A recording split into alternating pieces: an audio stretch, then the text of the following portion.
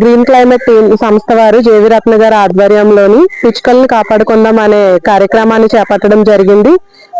ఈ రోజు శివాజీ పార్క్ లోని కొంతమంది బృందం తోటి మేము ఈ కార్యక్రమాన్ని స్టార్ట్ చేయడం జరిగిందండి. ఈ రోజు ఏంటంటే ఇక్కడ చాలా వరకు చెట్లు అవన్నీ ఉన్నాయి. అక్కడ పక్షులు అవి వచ్చి వాళ్తాయి. అంటే ఒక పిచ్చుకలనే కాకుండా రిమైనింగ్ మిగతా పక్షులు కూడా వచ్చి ఇక్కడ ఉండడం వల్ల వాటికి ధాన్యపు కంకులు అలానే నీటివి కుండలు పెట్టడం జరిగిందండి. అలానే ఒకప్పుడు ఏంటంటే రైతులు అనేవాళ్ళు వాళ్ళు పండించే వాటిలోని కొంచెం ధాన్యపు కంకుల్ని తీసి పెట్టేవాళ్ళు. ఇప్పుడు ఆ పొలాల్లో కూడా కెమికల్స్ అవి చల్లడం వల్ల పిచ్చుకలు అనేవి అంతరించిపోతున్నాయి.